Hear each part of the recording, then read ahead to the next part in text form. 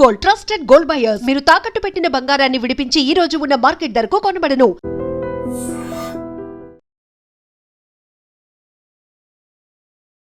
నమస్కారం, welcome to I dream. ధర్మ మార్గ విత్ విజిత కార్యక్రమానికి స్వాగతం.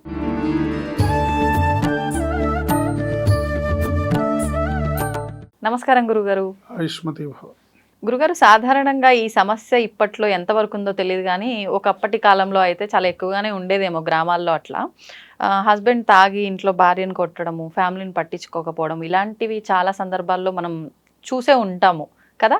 అయితే ఇప్పుడు కూడా అలా మరీ కొట్టే అంత, బజారుకి వెళ్ళే అంత గొడవలు అవ్వకపోయినా అసలు ఫ్యామిలీని పట్టించుకోకుండా బాగా తాగి వాళ్ళ వ్యసనాల్లో వాళ్ళే ఉండిపోయే మగవాళ్ళు చాలామంది ఉన్నారు. అలాంటప్పుడు ఇంకా వీళ్ళకి అసలు ఏమీ వాళ్ళని మార్చలేరు, అట్లా అని చెప్పి వదిలి వెళ్ళిపోలేరు. కుటుంబ బాధ్యతలన్నీ ఆపోజిట్ పర్సన్కే పడిపోతాయి. అలాంటి సందర్భాల్లో ఆ భర్తని దారిలోకి తీసుకొస్తే అంతా సెట్ అయిపోతుందన్న ఆలోచన ఉంటుంది. అలాంటి వాళ్ళని దారిలోకి తీసుకురావాలంటే ఏదైనా మంత్రం ఉందా? తప్పకుండా ఉంటుందమ్మా. అంటే గతంలో ఈ సమస్య చాలా ఎక్కువ ఉండేది, కానీ ఇప్పుడు ఆడవాళ్ళు బాగా అవేర్నెస్తో ఉండి ఏంటి తగ్గేదేలే అన్నట్టుగా ఉంటున్నారు కదా. అంటే మరి పడి ఉన్నప్పుడు రూమ్లో వేసి పిల్లిని కొట్టినా కూడా పిల్లి పులి అవుతుంది. అవును. సో ఇవాళ స్త్రీ పరిస్థితి అది. ఎన్నో ఏళ్లుగా అణగదొక్కబడి వివక్షకి గురై ఎన్నో ఏళ్ళుగా పురుష జాతితోని ఇబ్బందులు పడిన వాళ్ళు ఇవాళ తిరిగి, అంటే ఏదిస్తే మనకు అదే వస్తుందని ఇవాళ మొత్తం రివర్స్ జరుగుతుంది అంత కార్యక్రమం అంతా. అంటే ఏదేమైనప్పటికీ కూడా కుటుంబం బాధ్యత అనేది యజమానిది కాబట్టి ఇప్పటికీ కూడా చాలామంది హౌస్ వైఫ్లు ఉన్నారు కాబట్టి, అంటే అందరూ ఉద్యోగస్తులే లేరు. అవును. కుటుంబ భారాన్ని మోస్తూ పిల్లల్ని చూసుకున్న హౌస్ వైఫ్స్ ఉన్నారు. సో ఈ హౌస్ వైఫ్స్ భర్త సంపాదించి తీసుకొచ్చి ఇస్తేనే కుటుంబాన్ని గడపాలి.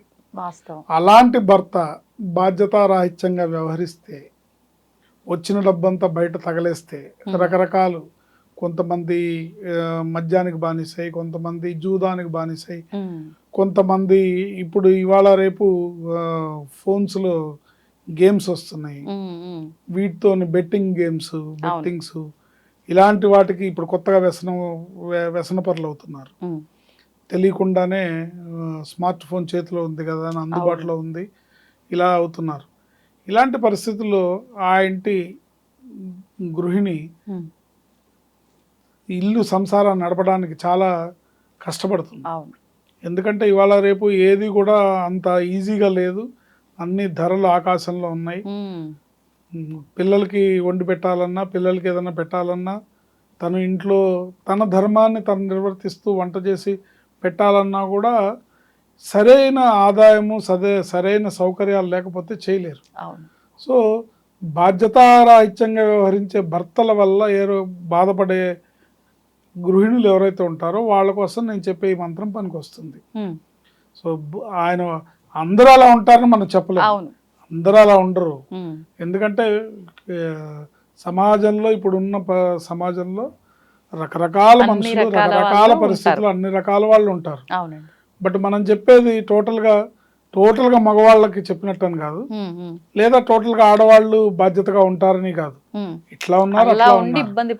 ఇలా ఉండి ఇబ్బంది పడేవాళ్ళు, అంటే ఇంటిని నడిపేవాళ్ళు, అంటే గృహలక్ష్మే మహాలక్ష్మి. మీ ఇంట్లో ఉన్న ఇల్లాలే మహాలక్ష్మి. ఇంట్లో ఉన్న ఇల్లాలు కంట తడి పెట్టి, ఇంట్లో ఉన్న ఇల్లాలు బాధకి దుఃఖానికి లోనవుతే ఆ యజమానికి కూడా కలిసి రాదు, ఆ ఇల్లు కూడా పైకి రాదు. ఇంట్లో స్త్రీ ఏడుస్తుంటాయి. సో ఆమె ఏడవకుండా ఉండాలంటే ఏం చేయాలి? పాపం ఏదో ఒక యావగేషన్, ఒక పూజా పునస్కారం, రకరకాలు. కొంతమంది టీవీ సీరియల్స్ చూస్తారు, కొంతమంది ఇవేవి మైండ్లోకి ఎక్కించుకోకుండా నువ్వు తీసుకొస్తే ఉంటుందా తెలియదని వాళ్ళు బిందాస్ కూర్చుంటారు. వీళ్ళ పనే బాగుంటుంది. అంటే వాళ్ళకున్న మానసిక వాళ్ళ స్టేటస్ని బట్టి ఆధారపడి ఉంటుంది.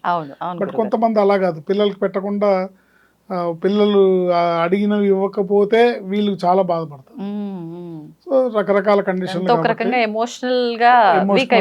వీక్ అయిపోతుంటారు.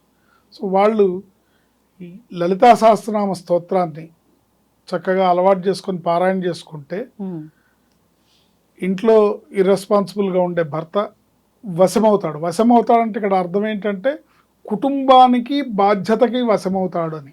ఓకే. వశమవుతాడు అంటే తన కర్తవ్యాన్ని తను కరెక్ట్ గా కరెక్ట్గా నిర్వర్తిస్తాడు, నిర్వర్తిస్తాడు, ఫ్యామిలీకి సంబంధించి. బాధ్యతగా ఆలోచిస్తాడు.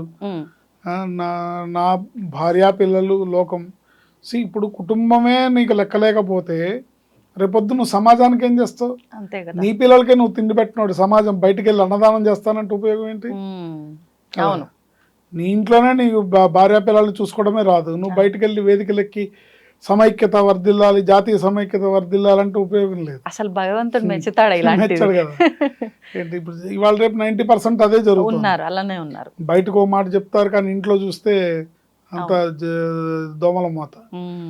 ఇలాంటి వాళ్ళు చక్కగా అమ్మవారిని ఆశ్రయించి అమ్మవారిని పాదాలు పట్టుకుంటే అమ్మ దయ ఉంటే అన్నీ ఉన్నట్లే అన్నట్టుగా చక్కగా భర్త వశమవుతాడు ఇన్ ది సెన్స్ తన బాధ్యతను తను తెలుసుకొని భార్య పిల్లల్ని ప్రేమగా చూసుకుంటాడు, వాళ్ళకి కావాల్సినవన్నీ ఏర్పాటు చేస్తాడు అని అర్థం.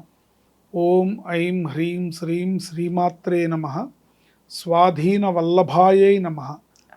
ఓం ఐం హ్రీం శ్రీం శ్రీమాత్రే నమః. ఈ మంత్రాన్ని రోజుకు 42 టైమ్స్ కనుక చేసుకుంటే ఎవరైనా సరే ఇలా ఇర్రెస్పాన్సిబుల్గా ఉన్న భర్తలు దారిలోకి వచ్చి వశమవుతారు. ఓకే, అందులో ఎటువంటి సందేహం లేదు. ఇప్పుడు ఈ మంత్రానికి నియమాలు ఏమైనా ఉన్నాయా గురు? ఏమి లేవు. చక్కగా చేసుకోవచ్చు. స్నానం చేసిన దగ్గర నుంచి పడుకునే వరకు చక్కగా చేసుకోవచ్చు. అందులో ముఖ్యంగా ఆడవాళ్ళకి అసలు ఎప్పుడు ఏ నియమాలు ఉండవు. స్త్రీ అంటేనే ప్రకృతి స్వరూపం.